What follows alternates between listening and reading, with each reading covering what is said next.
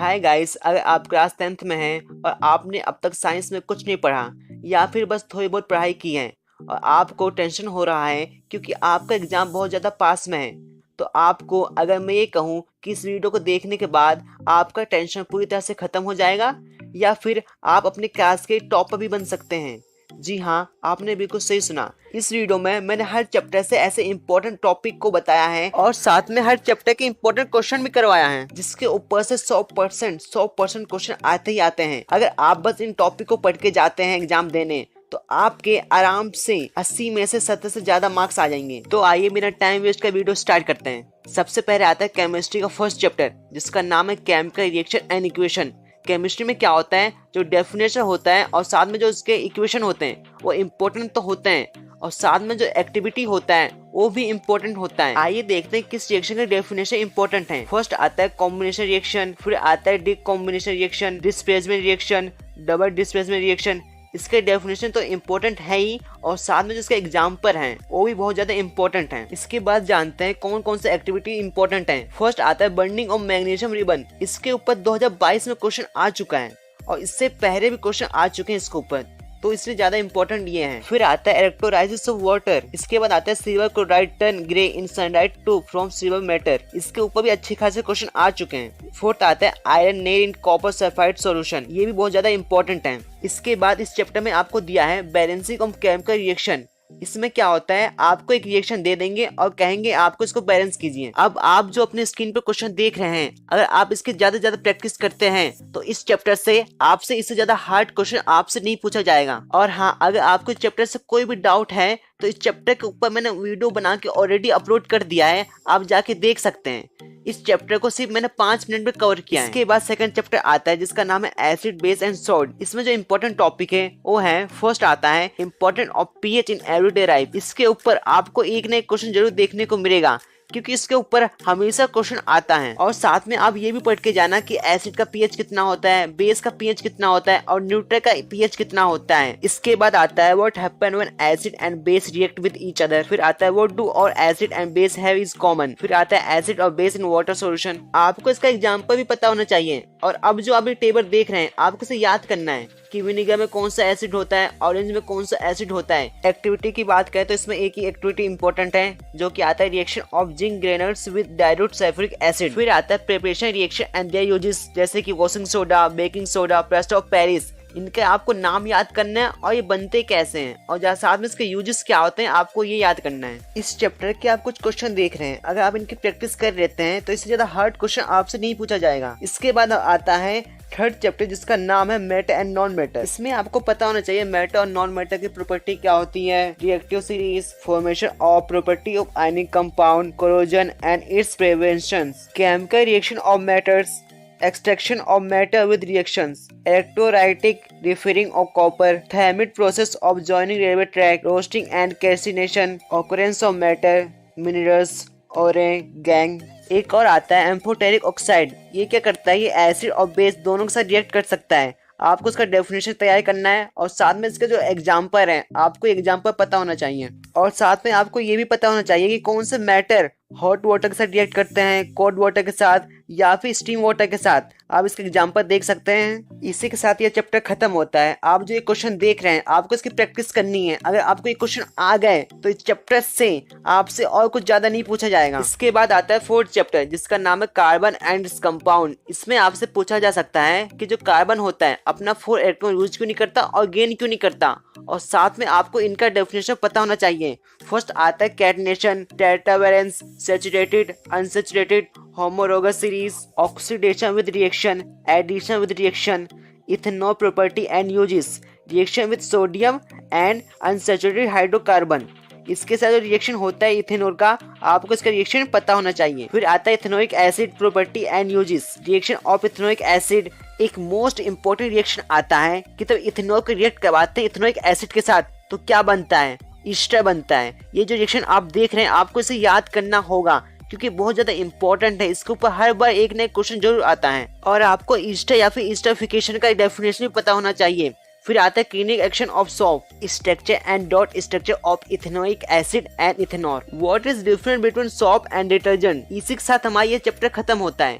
आप जिसके क्वेश्चन देख रहे हैं आपको इसकी प्रैक्टिस करनी है अगर आपको और भी अच्छे मार्क्स लेके आना है तो। इसके बाद हमारा 6 चैप्टर आता है। इसमें आपको क्या करना है, जो आप ये देख रहे हैं आपको डिफरेंस याद करना है, जैसे कि respiration, aerobic and anaerobic, IBC and WBC, blood या फिर ramp, veins and artery and capillaries. इसके बाद आपको इन सब के फंक्शन पता होना चाहिए, जैसे कि heart, nephron, digestive juice, liver, pancreas, kidney, small intestine, large intestine, saliva, stomach, ovary, blood, रैम्स और बाकी ये सब भी। इसके बाद आता है डायग्राम। जो आपको डायग्राम याद करना है उनके मैं आपको नाम बता देता हूँ, जैसे कि heart, nephron, digestive systems, human excretory system, double circulation, stomata pore. ये चैप्टर बहुत ही ज्यादा बड़ा है, इसे मैंने आपको शॉर्टकट में बता दिया है। अगर मैं आपको एक एक बताता तो बहुत ज्यादा टाइम वेस्ट होता।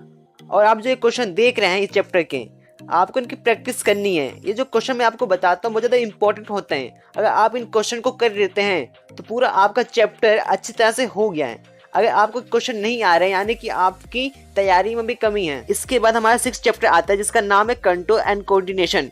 इसमें आपको क्या याद करना है, difference between warranty and unwarranty action. ये बहुत ज्यादा इंपॉर्टेंट है। फिर इसके बाद इस चैप्टर के आपको डायग्राम याद करने हैं, structure of neuron, reflex arc, topic movement in plant. Neuron के पार्ट के नाम याद करने हैं और साथ में उसका फंक्शन और डेफिनेशन भी याद करना है। ह्यूमन ब्रेन के पार्ट्स और उसके फंक्शन और साथ में प्लांट हार्मोन्स और एनिमल हार्मोन्स के फंक्शन विद नेम्स आपको याद करने हैं। जो इस चैप्टर से मोस्ट इंपोर्टेंट क्वेश्चन बन सकते हैं मैंने आपको दे दिया है, आपको इसकी ज्यादा से ज्यादा प्रैक्टिस करनी है। अब आता है हमारा 7वां chapter, how to organisms reproduce. इसमें आपको सेक्सुअल और असेक्सुअल रिप्रोडक्शन के बीच में डिफरेंट बताना है। फिर आता है मोड ऑफ असेक्सुअल रिप्रोडक्शन। इसमें आपको उसका डेफिनेशन बताना है, जैसे कि फ्यूजन, फ्रेगमेंटेशंस, रिजेनरेशन, बर्डिंग, वेजिटेटिव प्रोग्रेशन। फिर आता है sexual reproduction in plants, what is process of seed formation. फिर आता है ह्यूमन, चेंज इन प्रोबेबिलिटी। फिर मेल रिप्रोडक्टिव सिस्टम, इसमें उसके पार्ट्स के नेम और उसका फंक्शन साथ में डायग्राम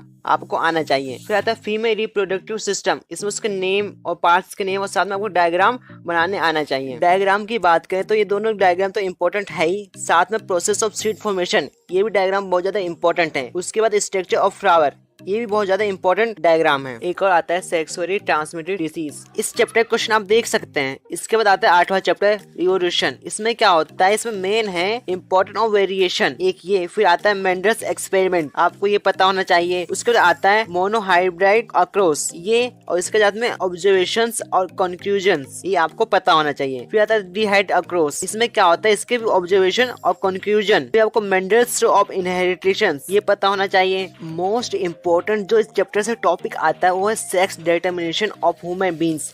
ये बहुत ही ज्यादा इंपॉर्टेंट है, ये हर बार पेपर में आता है और आपके पेपर में भी यही आएगा। इस चैप्टर का भी आप मोस्ट इंपोर्टेंट क्वेश्चन देख सकते हैं। इसके बाद हमारा 9th चैप्टर आता है, reflection and reflect of light. Definition में आता है centre of curvature, principal axis, principal focus, focal length. फिर row of reflection, reflection index. Reflection index के ऊपर आता है न्यूमेरिकल्स आते हैं। इस चैप्टर के आप फॉर्मूले देख रहे हैं, power of lens, mirror formula, magnification formula या लेंस फॉर्मूला, ये इंपॉर्टेंट है क्योंकि इसके ऊपर न्यूमेरिकल्स बनते हैं तो आपको ये याद करने होंगे।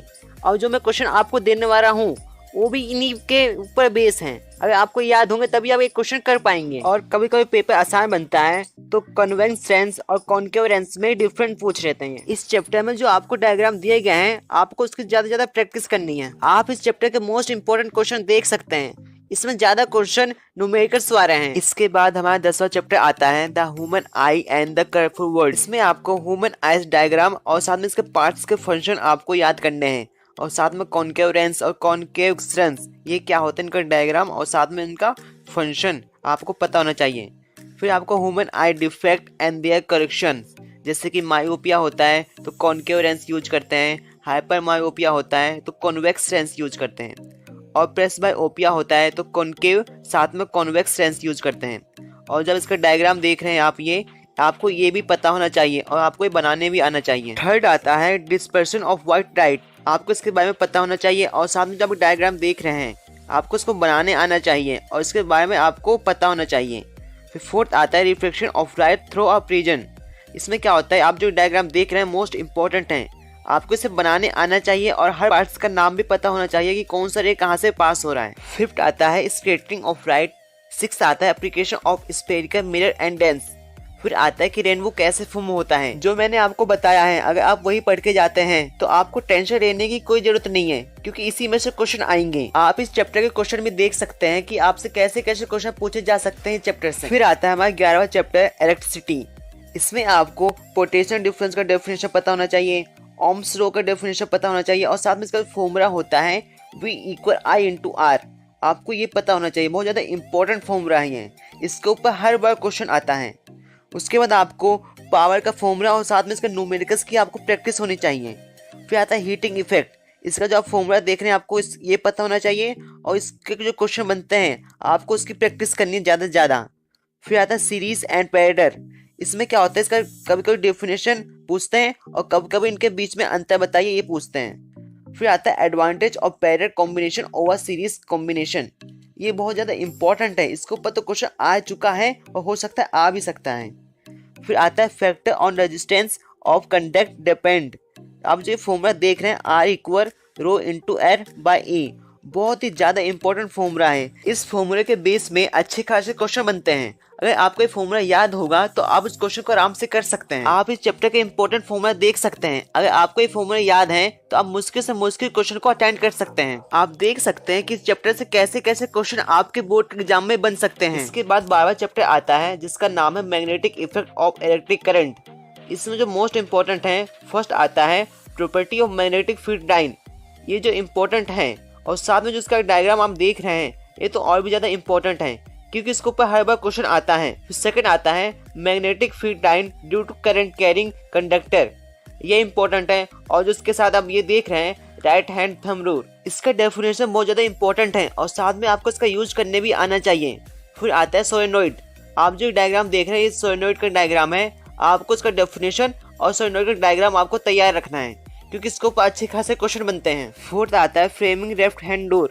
आपको इसका डेफिनेशन पता होना चाहिए और इसको यूज कैसे करते हैं आपको ये भी पता होना चाहिए। फिर आता है डोमेस्टिक सर्किट। आपको इसका डायग्राम सही से पता होना चाहिए और इसमें होता क्या है आपको ये पता होना चाहिए।